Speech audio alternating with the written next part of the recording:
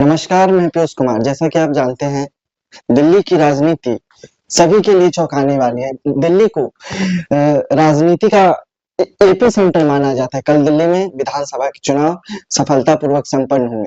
अब लोगों को रिजल्ट का इंतजार है, लेकिन चुनाव के बाद लगातार 12 एजेंसियों ने एग्जिट पोल अपने लिए। जैसा कि आप जानते हैं, लोकसभा चुनाव के बाद एग्जिट पोल की विश्वसनीयता पर लगातार सवाल उठ रहे हैं। लेकिन हमारा सवाल यही है, क्या इस बार एग्जिट पोल सच होंगी या फिर एक बार जनता एग्जिट पोल पे विश्वास नहीं करेगी? 8 फरवरी को नतीजे आएंगे, उससे पहले एग्जिट पोल ने जनता के दिमागों पर असर डाला है। लेकिन हमारा सवाल यही है, क्या दिल्ली हमारे साथ इसी मुद्दे पर बेहद खास मेहमान अनुराग जुड़ चुके हैं, जो नई सोच नाम का अपना डिजिटल प्लेटफॉर्म चलाते हैं। तो अनुराग, मेरा सवाल आपसे यही है कि क्या इस बार भी एग्जिट पोल सच होंगी या इस पे कुछ आपकी अलग राय है? फिरोज भाई, आपका सबसे पहले धन्यवाद, आपने इस चर्चा में हमें शामिल किया। देखिए, आप लोकसभा चुनाव की पिछले बात कर लीजिए, पिछले तमाम राज्यों के विधानसभा चुनाव की बात कर लीजिए। जो एग्जिट पोल है वो निश्चित रूप से एक भ्रामक जो स्थिति होती थी उस प्रकार, क्योंकि उसमें पूरी सैंपलिंग नहीं होती। अगर एक विधानसभा के ऊपर 250 लोगों से सैंपल लिया जाता है, 300 लोगों 1000 लोगों से सैंपलिंग की जाती है, नमूना। एग्जिट पोल एक प्रकार से नमूना है। अगर आप 1000 लोगों से लेते हैं, उसमें उसके आधार पर बताते हैं कि वो सीट कितने कौन सी पार्टी और कितने कितने नंबरों से जीत रही है, फिर कितने खाते में जा रही है, किस पार्टी खाते में जा रही है। परंतु उस विधानसभा अगर 2 लाख, 2.5 लाख, 3 लाख की वोटिंग होती है, तो 3 लाख लोग एक तरफ और 1500 और 2000 लगा लो, लगभग नमूना लिया जाता है, वो लोग एक तरफ। वो आंकड़ा कैसे मैच कर पाएगा?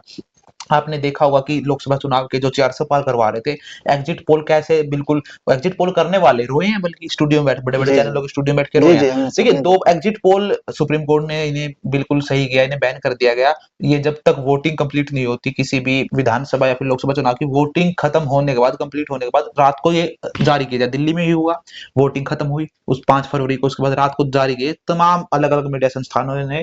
क्योंकि देखिए, हर व्यक्ति जब भी एग्जिट पोल करता है तो कहीं ना कहीं उसका निजी हित होता है, इसमें कोई दोहराई नहीं। जी जी। समाचार चैनल हो या फिर समाचार पत्र हो, सभी कहीं ना कहीं विज्ञापनों के सारे चलते हैं। और देखो, जिसको अलग अलग उन्होंने बांट दिया। अधिकतर अधिकतर अगर आप एग्जिट पोल में देखोगे तो भारतीय जनता पार्टी को सरकार बनाते हुए स्पष्ट बहुमत के साथ अपने दम पर सरकार बनाती हुई दिख रही है। और अरविंद केजरीवाल की सत्ता अधिकतर आप देखिए एग्जिट पोल में जाती हुई दिख रही है। मात्र 2 में उनको बहुमत दिखाया गया है। परंतु ये चीज भारतीय जनता पार्टी को खुद नहीं पता कि वो दिल्ली में सरकार बना रहे हैं, ठीक हरियाणा की तरह। परंतु हरियाणा में जब एग्जिट पोल लग रहा था, जो कांग्रेस के समर्थन में था, कांग्रेस के पक्ष में एग्जिट पोल हुआ हरियाणा का, तो नतीजे उसके ठीक विपरीत हुए। वही लोकसभा के अंदर जैसे भाजपा के समर्थन में लोग एग्जिट पोल आया, परंतु जब नतीजा आया तो कहीं ना कहीं भारतीय जनता पार्टी के लिए झटका था। एग्जिट पोल कभी एग्जिट पोल नहीं होता। आने वाले आंकड़े बिल्कुल, जब 8 फरवरी को मतगणना होगी दिल्ली विधानसभा चुनाव की, तब स्पष्ट हो जाएगा कि दिल्ली की सरकार या फिर दिल्ली में किस पार्टी की सरकार बनने जाएगी, कौन मुख्यमंत्री बने। क्योंकि आम आदमी पार्टी एक तरफ है जो लगातार 2013 से सत्ता में बरकरार है।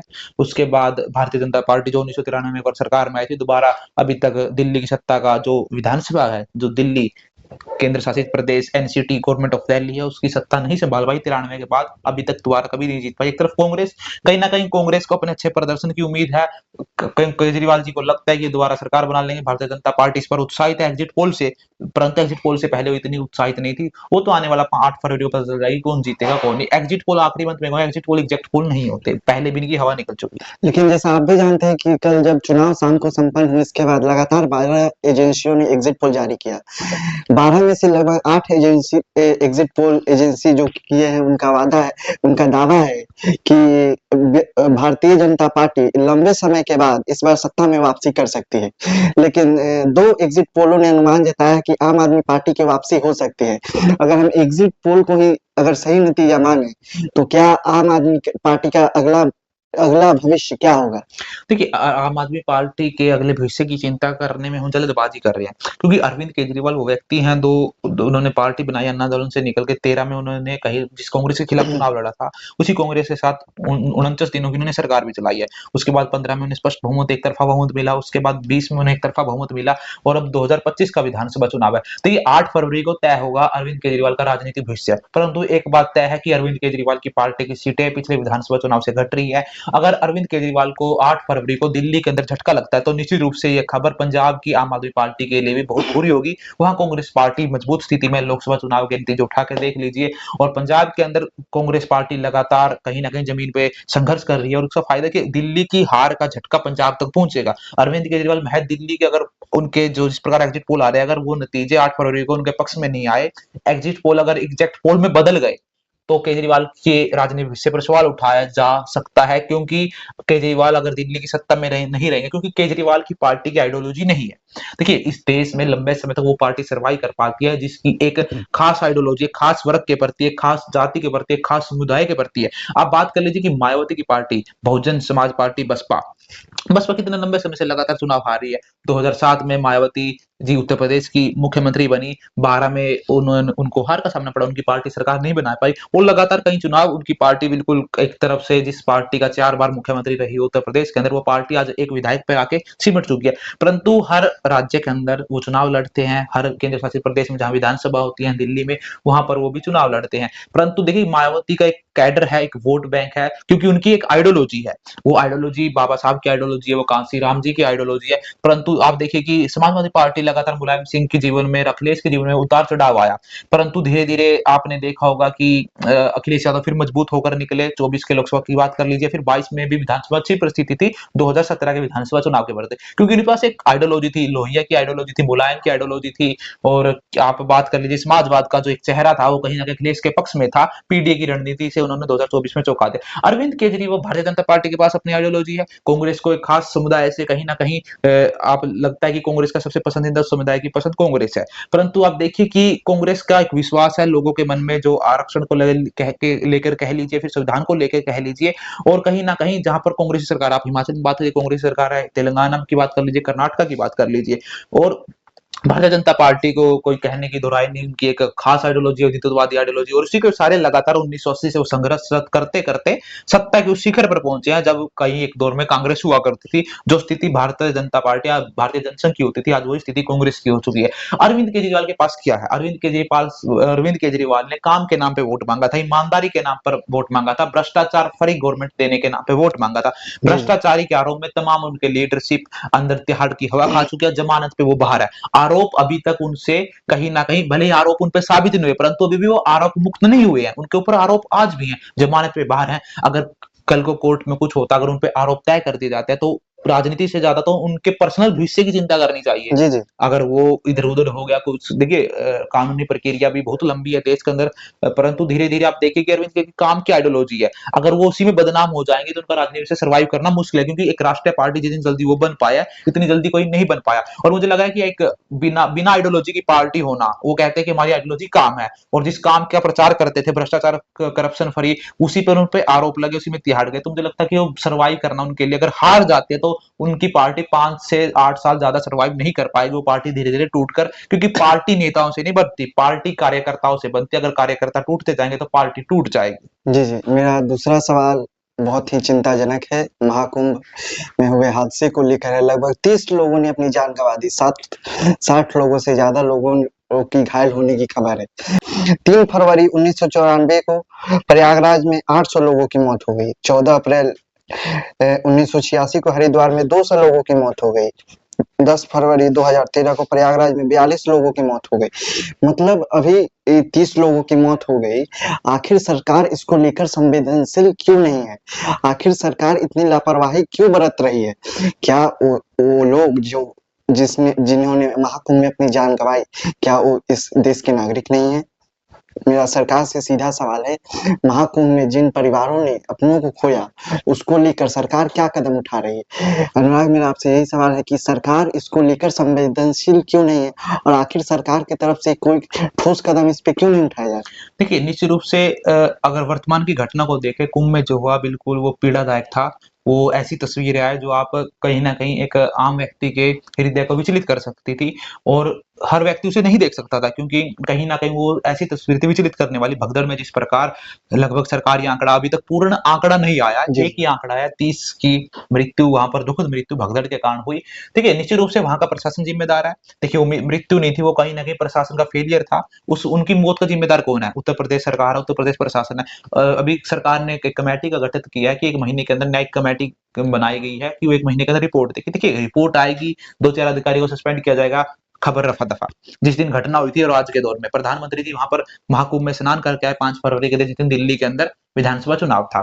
और देखिए, निश्चित रूप से यहाँ पर 2 चीज़ें का कोई भी व्यक्ति अगर अपनी पार्टी लाइन से हटकर देखे, अपनी पार्टी लाइन से हटकर, अपने राजनीतिक हित से हटकर देखे, एक संवेदना, एक मानवता नाम की चीज़ होती है। 1954 के आंकड़े गिनाने लग गए, कांग्रेस के टाइम के, कि नेहरू के टाइम इतने मरे थे, इंदिरा के टाइम, राजीव के टाइम, या फिर अन्य राजनीतिक दलों के इतने टाइम। 13 में भी हादसा हुआ था, सबको पता है, रेलवे स्टेशन भगदड़ मची थी, समाजवादी पार्टी की सरकार थी, तब भी हादसा हुआ था। देखिए, बात वो नहीं है, परंतु आपकी सरकार से उम्मीद थी, क्योंकि जिस छवि को लेकर आपकी एक हिंदुत्ववादी छवि, अगर आप अपने उस समाज को वहां पर अच्छी सुविधा नहीं उपलब्ध करा पा रहे, स्नान की सुविधा नहीं उपलब्ध करा, तो निश्चित रूप से आपने प्रचार किया था, ये योगी आदित्यनाथ का भाषण है, रिकॉर्डेड भाषण है, हम कोई जी, जी। उसे कट कर कह लीजिए, या फिर उसे छेड़खानी करके नहीं कह रहे। ऑन रिकॉर्ड अखिलेश यादव जी ने पार्लियामेंट में कहा था, अभी जो हमारे पार्लियामेंट का बजट सत्र जी, चला जी। था, उसमें कहा था कि योगी आदित्यनाथ जी ने कहा था कि 100 करोड़ लोगों अगर भी आएंगे तो कहीं ना कहीं उनकी व्यवस्था है, अगर 40 करोड़ लोगों की आने की संभावना है, परंतु हमने 100, अगर 100 करोड़ लोग भी आ जाएंगे तो हम उनकी व्यवस्था, परंतु वो 8 से 10 करोड़ लोगों की व्यवस्था नहीं कर पाए। और भगदड़ का जिम्मेदार कौन है? उनकी जवाबदेही तय करनी पड़ेगी कि वो मृत्यु तो हुई, भगदड़ हुई, परंतु उस भगदड़ के वजह पीछे कारण क्या रहे, उस चीज को, और खबरें किस प्रकार दबाएगी। अभी तक तो आंकड़ा ही नहीं आया कि मृत्यु का आंकड़ा वहां पर कितना है। और देखिए कि सबसे बड़ी शर्म की बात, फिर फूलों से वर्षा की जा रही है, और यहाँ तक कि अखाड़ों को लेकर भी एक सुर्खियां बटोरी गई थी कि उनके स्नान को लेकर भी कहीं ना कहीं आदेश के लेकर जो भ्रमित किया गया था, और कई पत्रकारों को कहीं ना कहीं देखिए निश्चित रूप से एक एजेंडा सेट कर दिया गया था कुंभ को लेकर कि रिपोर्टिंग किस प्रकार हुई जाएगी, परंतु जो नैतिक रिपोर्टिंग होती है, जो एक पत्रकारिता की बात होती है, वहां कहीं ना कहीं खत्म हो चुकी थी। कई मीडिया संस्थानों को छोड़ दे तो जो बड़े बड़े कॉरपोरेट के संस्थान से जो स्वतंत्र पत्रकारिता थी, कहीं ना कहीं उन्होंने उस चीज को उठाकर, और कई रिपोर्टर ने अपना साहस दिखाकर उस चीज को बाहर निकाला। वरना भगदड़ की एक खबर आपने देखी, उसके बाद दूसरी खबर मीडिया की कवरेज के बाद ही वो सामने आई। और देखिए, कहीं ना कहीं प्रशासन तो वही आदेश मानेगा जो ऊपर से आदेश आएंगे। देखिए, ये लड़ाई कहीं ना कहीं एक धार्मिक मुद्दे को राजनीतिकरण नहीं करना चाहिए। जो पार्टी अपनी आइडियोलॉजी, जिस आइडियोलॉजी पे चलते हैं, कम से कम उस, वो मरने वाले हिंदू ही थे उनमें, जी, जी। तो कम से कम इतनी पीड़ा तो होनी चाहिए उनके मन में कहीं न कहीं, कि जिस प्रकार मतलब वहाँ पर बिल्कुल झूले की तरह वो फेरी में झूम रहे थे कुंभ के अंदर, और फूलों से वर्षा। देखिए, निश्चित रूप से अगर किसी परिवार में कुछ आकस्मिक निधन हो जाता है, किसी की मृत्यु हो जाती है, तो इस प्रकार का आयोजन कोई सपने में भी, मतलब 13वीं तक तो कोई भी नहीं करता। परंतु निश्चित रूप से वहाँ पर जिस प्रकार फूलों की वर्षा की गई थी, वो खुद वहाँ के कई साधुओं ने कहा कि ये कहीं न कहीं पीड़ादायक था। जी। वहाँ की प्रशासन की फेलियर, तो ये तो जिम्मेदारी योगी आदित्यनाथ की सरकार को तय करनी पड़ेगी कि वहाँ पे सुबह-सुबह जब वहाँ का प्रशासनिक अधिकारी लाउड स्पीकर से घोषणा करता अपने माइक से कि चलिए तुम स्नान की तरफ चलिए, तो अगर जहाँ पर 2 लाख जाने की जगह, जो संगम के अंदर जो जिस घाट पे, त्रिवेणी घाट पे स्नान करना है, तो अगर 2 लाख, 2.5 लाख जितने भी लोगों की जाने की जगह, तो उससे ज़्यादा गए तो प्रशासन रोक भी तो सकता, बाद में भी तो रोके। वीआईपी कल्चर, वीआईपी कल्चर पहले तो बिल्कुल वीआईपी अलग घाट बनाए गए उनके लिए डुबकी के लिए। देखिए, भगवान सब, अगर भगवान किसी की आस्था है तो आस्था के प्रति जाना चाहिए, क्योंकि वीआईपी कल्चर आधी से ज़्यादा दुनिया, देखिए सबसे बड़ा रोकथाम तो इस पे करनी चाहिए कि वहाँ रीलें बन रही है। जी, जी। कोई हेलीकॉप्टर शॉट ले रहा है, कोई ड्रोन उड़ा रहा है, कोई रील ऐसे कर रहा है। देखिए, हमारी संस्कृति भगवान की संस्कृति है, धार्मिक संस्कृति है, हम भगवान को मानने वाले लोग, परंतु हमारी संस्कृति का जिस प्रकार उपहास, हमारी संस्कृति से मजाक किया जा रहा है, उसको सरकार नहीं रोक पाई, और ना सरकार उस भगदड़ को रोक पाई। जिम्मेदारी सरकार की है, और जिम्मेदारी सरकार को आज नहीं तो कल तय करनी पड़ेगी, जब मामला कोर्ट जी, जाएगा। जी, आप बिल्कुल सही कर रहे हैं। ये बहुत ही चिंताजनक विषय है और सरकार को इस पे ज़िम्मेदारी तय करनी पड़ेगी। इसी को लेकर महाकुंभ में जिन लोगों ने जान गँवाई, उस पे धीरेन्द्र शास्त्री का बयान आया कि वो मरे नहीं हैं, उनको मोक्ष प्राप्त हुआ है। इस बयान को आप कैसे देखते हैं? देखिए, निश्चित रूप से अमर्यादित, अमानवीय, संवेदनहीन बयान था।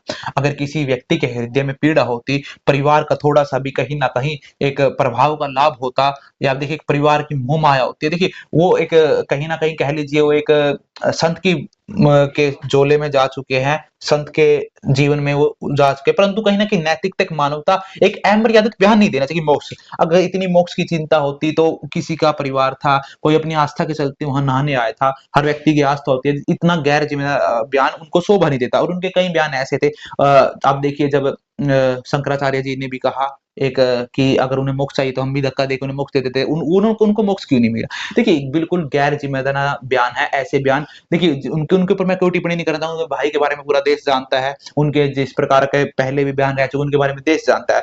देखिए, उसके बाद उनको छोड़िए और भी कहीं जो कहीं न कहीं सरकार समर्थित कहीं न कहीं कुछ एक ऐसा चला था कि जितनी भीड़ थी, भारतीय जनता पार्टी की सांसद हेमा मालिनी ने कहा था कि ये खबर उतनी बड़ी नहीं जितने बढ़ा-चढ़ा कर दिखाया गया। इससे अमर्यादित, असंवेदनशील और इससे कहीं न कहीं निर्लज्जित बयान कुछ नहीं हो सकता। निश्चित रूप से आप मतलब अंधे इतने हो चुके हैं कि मतलब आपको वहाँ पर पीड़ा नहीं दिख रही उस परिवार की, किसी ने अपना भाई खो दिया, किसी ने अपना बेटा, किसी ने अपनी बूढ़ी माँ खो दी। तो निश्चित रूप से राजनीति से परे हटकर एक इंसानियत के नाते, एक मानवता के नाते हमारी सनातन परंपरा तो यही है कि सबका सामान सबको साथ लेकर चले। परंतु जब एक व्यक्ति को इतना बड़ा बना दिया जाता है तो निश्चित रूप से उसके प्रति देखिए कुंभ में सबकी आस्था थी, परंतु जितने भी उसके ऊपर बयान है किसी के कहने ना कहने से कुछ नहीं होता। जी, जी। परंतु एक कहीं ना कहीं जो एक मानवता के नाते जो चीज होनी चाहिए वहां वहां पर उनके घटना के बाद वो नहीं दिखी जो दिखनी चाहिए। तो सब व्यक्ति अपनी कहीं ना कहीं छवि प्रशासन के, कोई किसी ने मुख्यमंत्री के छवि सुधारने के चक्कर में, किसी ने अपने बड़े अफसर के छवि सुधारने के चक्कर में वो कहीं ना कहीं उस चीज पे मिट्टी डालने का प्रयास किया। और दूसरी बात, दो भारतीय जनता पार्टी के विधायक हैं, नंद किशोर गुर्जर, यही गाजियाबाद लोनी से विधायक है, उन्होंने सरेआम चीफ सेक्रेटरी पर आरोप लगाए। तो निश्चित रूप से जब सरकार के खुद के विधायक आरोप लगा रहे हैं तो इसकी जांच होनी चाहिए और न्यायिक जांच स्वतंत्र तरीके से होनी चाहिए और पूरा सच देश के सामने आना चाहिए कि किन अधिकारियों की लापरवाही की वजह से वो भगदड़ हुई। देखिए, वो सिस्टम द्वारा कहीं ना कहीं उनका फेलियर था, तभी इतनी बड़ी संख्या में भगदड़ मची। जी, जी। अगले सवाल पे आते हैं। देश में जितनी भी राजनीतिक पार्टियां हैं, खास तौर पे विपक्ष की पार्टियां जो लगातार संवैधानिक संस्थाओं पर सवाल उठाती आ रही हैं। आज इसी क्रम में समाजवादी पार्टी के राष्ट्रीय अध्यक्ष अखिलेश यादव ने इलेक्शन कमीशन, चुनाव आयुक्त को मरा हुआ बता दिया। क्या ये कहीं न कहीं ऐसे बयान हमारे देश के लोकतंत्र को कमजोर करते हैं? देखिए, किसी भी राजनीतिक दल को पूर्ण अधिकार है कि वो जिस प्रक्रिया से चुनाव आयोग जिस प्रक्रिया पे जिस क्योंकि पार्टी में चुनाव आयोग के लिए खुले हैं दरवाजे सबके। अगर देश के अंदर स्वतंत्रता, हर प्रकार की स्वतंत्रता, राजनीतिक स्वतंत्रता, धार्मिक स्वतंत्रता है, विपक्षी पार्टी हो या फिर सत्ता पक्ष की कोई पार्टी हो, उन्हें अपने अधिकार के प्रति लड़ने का बिल्कुल निश्चित रूप से अधिकार है, परंतु भाषा मर्यादित होनी चाहिए, इसमें कोई दो राय नहीं। भाषा मर्यादित, एक कहीं ना कहीं संघीय ढांचे पर एक प्रहार ना हो जिससे देश की जनता का विश्वास कमजोर ना। परंतु आप इस चीज से भी ना नहीं कर सकते कि पिछले कुछ समय के शासनकाल के दौरान आप देखें कि जो एक दौर होता था, आपातकाल का दौर भी आपने देखा, परंतु उसके बाद देश का जो लोकतंत्र था वो स्टेबल हो चुका था।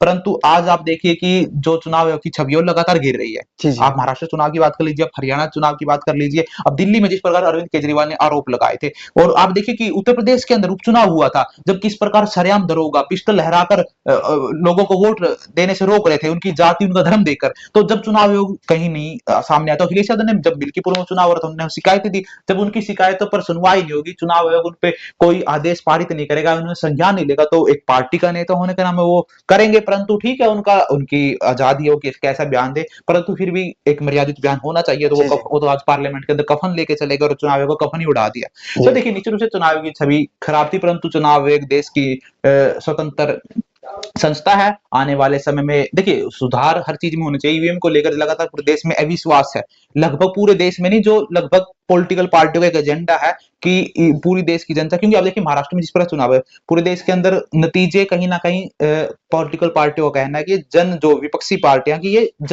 जनता की जो इच्छा थी उसके विरुद्ध थे, क्योंकि महाराष्ट्र में कई गांव में ऐसे सामने है कि वो दोबारा बैलेट से वोटिंग चाहते थे, क्योंकि उन्होंने नतीजे वोट बीजेपी या फिर अन्य महायुति के दलों को नहीं दी जितने उन्हें चुनावी नतीजे मिल चुके हैं। उस पर कोई बात नहीं करेगा, सब कहते हैं कि चुनाव के ऊपर आरोप लगाया जाता है। देखिए हरियाणा के अंदर रानिया सीट में क्या हुआ, तो अगर आप खोल के इंटरनेट पे जाएंगे तो आपको सबूत मिल जाएगा। वहां के उम्मीदवार, कांग्रेस के उम्मीदवार ने कोर्ट जाकर आदेश लाया, तब वीवीपैट से मैच हुआ, वीवीपैट से मैच करने की जब बारी आई तो चुनाव आयोग ने मॉक पोलिंग दिखा दी, तो उम्मीदवार क्या करे, तो वो दोबारा फिर कोर्ट जाएंगे।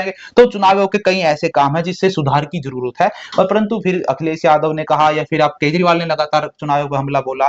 देखिए ये राजनीतिक प्रतिशोध हो सकता है, क्योंकि हर पार्टी जब सत्ता में होती है तो चुनाव आयोग कहीं ना कहीं उस प्रक्रिया से होकर गुजरता है। जब election commission, chief election commission तो कहीं ना कहीं राजनीतिक प्रक्रिया से जाके चयनित होता है, वो कांग्रेस के दौर में भी रहा था, आरोप प्रत्यारोप, वो भारतीय जनता पार्टी के दौर जी, में रहा था, परंतु इतनी जो छवि गिरी है वो पहले नहीं गिरी थी। आपातकाल के दौर में तो सब कुछ खत्म था देश में, परंतु मैं कह रहा हूँ कि नेहरू के काल की बात कर लीजिए आप, राजीव के काल की बात, जब उसके बाद आपने नरसिम्हा का काल देखा, उसके बाद आपने तीसरे मोर्चे की सरकार देखी, यूपीए 1, यूपीए 2, देन आप देखिए कि 2014 वाले में भी ऐसा कोई चीज नहीं थी, परंतु 19 से और लगातार 24 वाले में तो लगातार चुनाव की छवि खराब हुई है। जी।